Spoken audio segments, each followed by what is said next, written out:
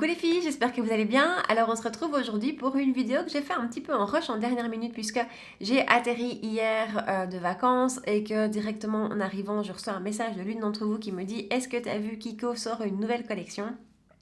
Et effectivement, ils ont sorti hier la collection Pop Révolution. Donc, j'ai couru au Kiko près de chez moi pour acheter toute une série des produits de la nouvelle collection. J'ai pas tout pris, mais j'ai quand même pris pas mal de choses pour les tester avec vous aujourd'hui.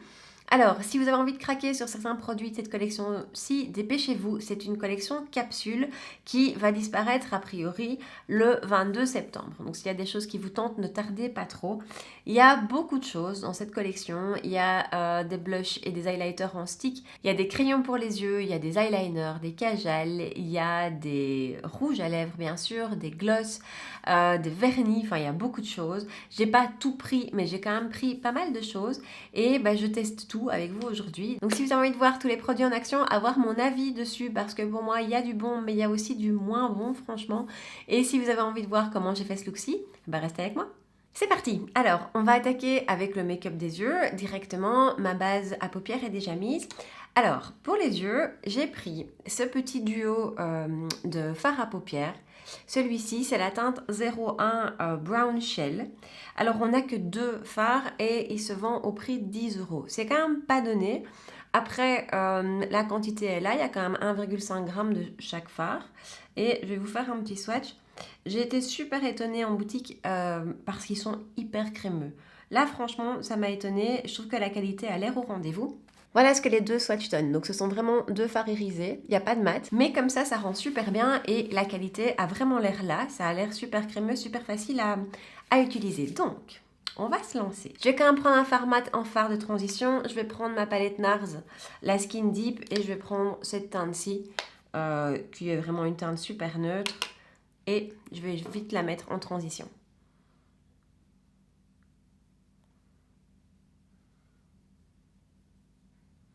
Alors ensuite, je vais prendre mon duo de chez Kiko. On n'a pas 50 000 solutions, hein. Avec 2 teintes, ça va aller vite.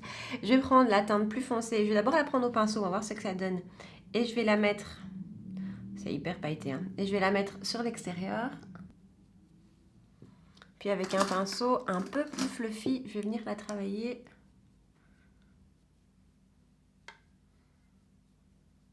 Je l'ai au final appliqué avec un pinceau blender plus fluffy et ça s'applique super bien. On ne perd pas du tout d'intensité du côté métallisé, donc ça c'est top, même si on travaille au pinceau. Par contre, il y a beaucoup de chutes. Donc je vous conseille vivement de faire votre teint après, parce que sinon ça va être la cata. Mais jusque là, c'est très joli. Alors du coup, je vais prendre la teinte plus claire qui est clairement un champagne. Et là, je vais l'appliquer au doigt sur le reste de la paupière mobile. C'est hyper intense, hein. Alors au doigt c'est hyper intense, vraiment, et je vais reprendre la couleur plus foncée et juste estomper les deux ensemble, qu'il n'y ait pas trop de démarcation. Bon, franchement, cette petite palette, c'est vraiment une mini palette, mais c'est fait en 2 temps 3 mouvements. La pigmentation est vraiment au rendez-vous. Ils sont crémeux, hyper faciles à travailler, autant au pinceau qu'au doigt. Et je trouve ça assez joli. Et du coup, même chacune des teintes appliquées toute seule sur la paupière mobile, ça peut être super joli aussi. Donc, jusque-là, ça me plaît assez. J'ai oublié de vous montrer le packaging. Comme le reste de la collection, en fait, on dirait un vieux vinyle. C'est assez sympa, c'est assez joli. Voilà.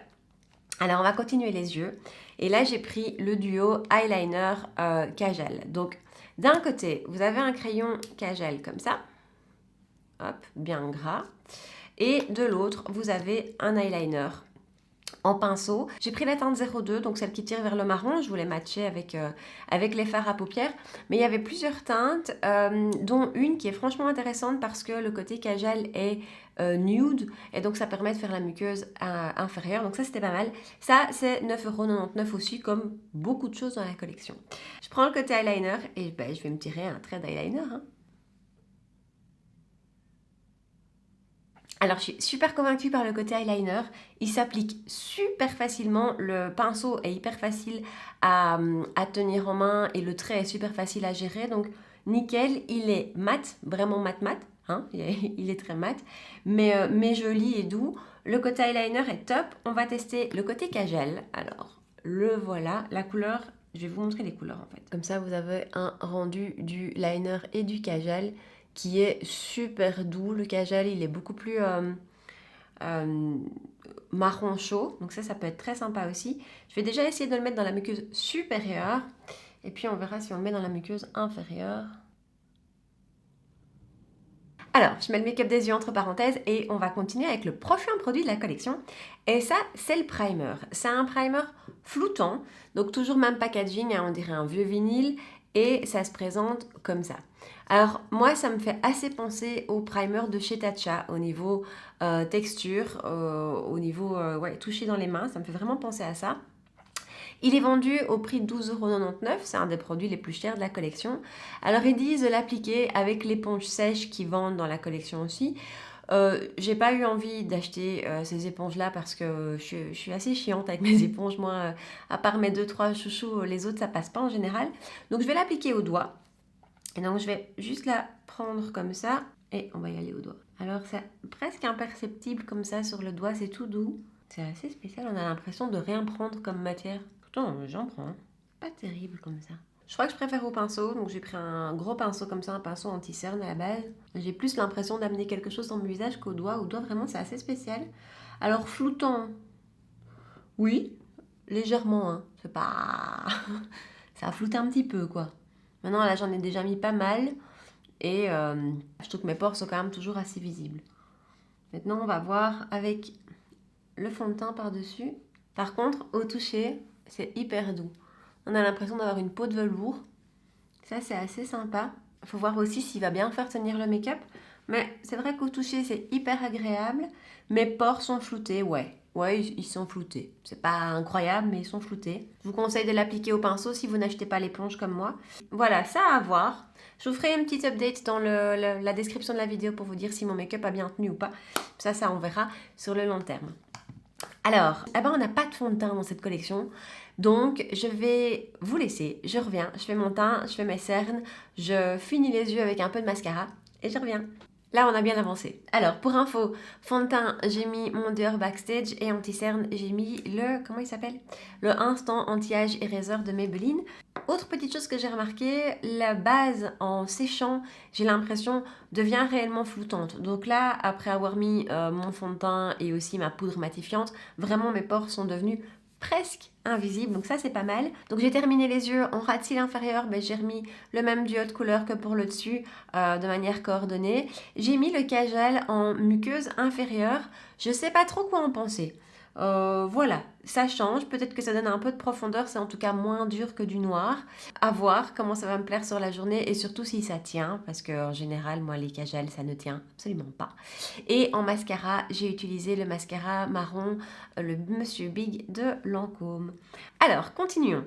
Il y avait un bronzer slash highlighter dans la collection. J'ai failli, mais j'ai pas pris.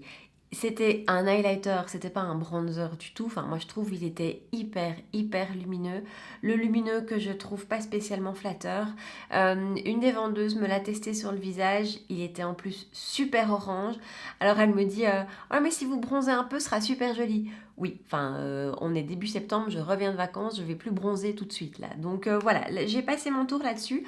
Donc je vais prendre mon Tan Tour de Huda Beauty puisque le reste des produits a plus une formule crème. Je vais rester dans la formule crème. On y va.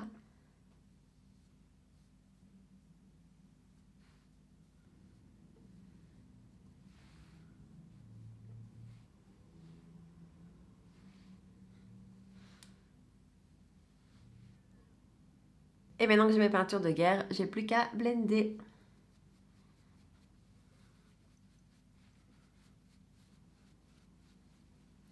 Alors, c'est là que le test va vraiment commencer.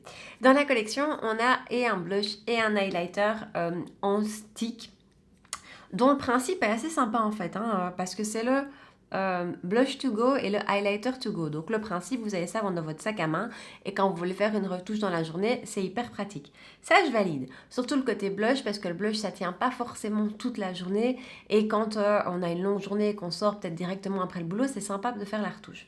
Alors, je les ai swatchés en boutique et j'ai trouvé ça génial. Je ne me suis même pas posé la question, j'ai sauté dessus. Maintenant, hier soir, quand je suis rentrée, j'ai pas pu m'empêcher de tout swatcher à la maison, de tout regarder et surtout d'appliquer sur le visage. Et là, l'highlighter, je l'ai pas vu. Hier, j'ai eu une très longue journée, j'étais debout à 5 heures du matin, j'ai pris l'avion, donc ma peau n'était pas forcément au top, mon make-up encore moins. Donc on va mettre ça sur ce compte-là et on va voir tout de suite ce que ça donne aujourd'hui, où j'ai bien pris le temps de tout faire et où mon temps est correct. On va voir ce que ça donne. Alors, on va commencer avec le blush. J'ai pris la teinte 01 rose. Il se vend lui aussi au prix de 9,99 et donc le packaging est comme ça. On dévisse. Et là, on a un petit embout applicateur, un petit mousse. Et la matière se trouve ici et vous allez la chercher. On va y aller directement. Hein. On va tamponner. Et puis, on va y aller au doigt. Je suis pas fan en général de travailler les matières au doigt. Je vais quand même voir comment ça s'estompe avec un pinceau stippling.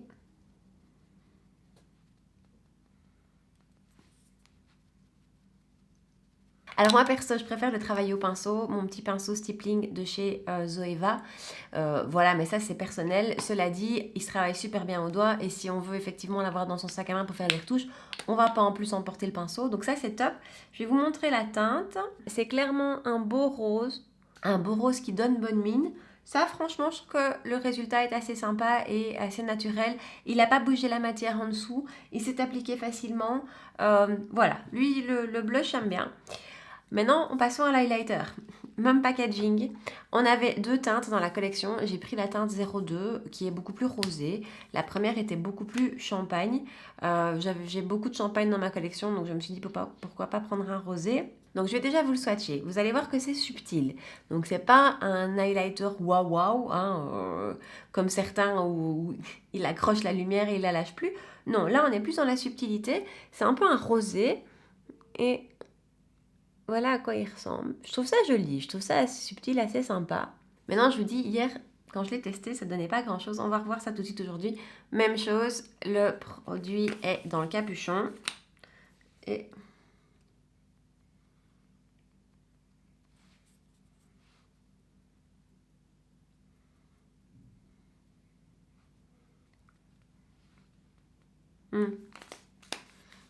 est-ce que vous voyez quelque chose?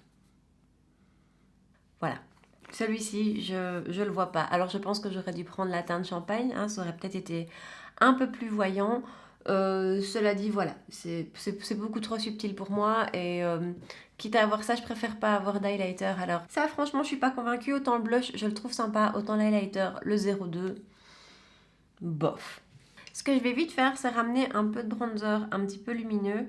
Le Bare Minerals. J'en ai jamais parlé, je pense, mais il est vraiment sympa. Et je vais juste rajouter un petit peu.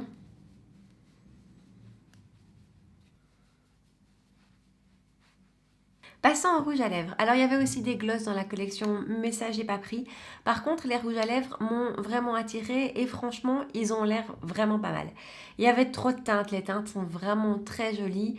J'ai pas su choisir, donc j'en ai pris deux que je vais vous swatcher. Il y a la teinte 02 Brick qui est un magnifique brick. Hein, et que voilà, lui, ça ira pas forcément avec le make-up d'aujourd'hui, mais je le trouvais trop beau.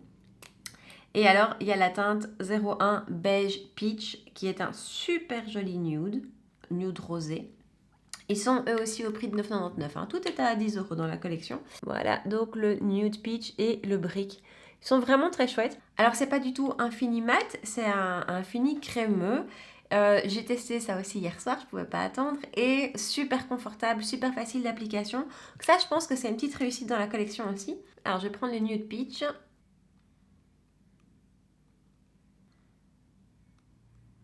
Voilà pour le rouge à lèvres et pour le look terminé. Alors j'espère que ça vous a plu. Dites-moi si vous avez envie de craquer sur cette collection qui est quand même vite partie. Donc s'il y a des choses qui vous tentent, tardez pas trop, hein, puisqu'apparemment elle est en boutique uniquement jusqu'au 22 septembre.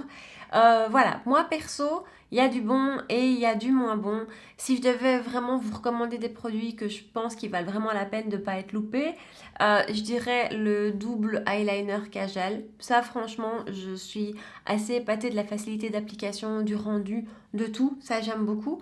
Je me demande même si j'irai pas voir les autres couleurs. Rouge à lèvres. rouges à lèvres sont hyper confortables, hyper faciles à appliquer, je les sens pas. Je trouve que cette couleur-ci, la Nude Peach, est vraiment facile. Donc ça j'aime beaucoup aussi, c'est un très chouette produit. Les fards à paupières sont très sympas aussi. Franchement, j'aime beaucoup le rendu. Maintenant, 10 € pour 2 fards à paupières, je suis pas sûre que le rapport soit hyper intéressant, mais les duos sont jolis, ils se travaillent super bien. Et pour du Kiko, la qualité au niveau de la pigmentation et du fini, c'est top. Et je dirais que le primer est très sympa aussi, qu'il a effectivement un effet floutant. Je vous dirai dans la barre d'infos si il a bien fait tenir mon make-up. Maintenant, c'est un petit peu spécial d'application. Et voilà, est-ce que c'est un gros coup de cœur? Non. Est-ce que je vais continuer à l'utiliser? Oui.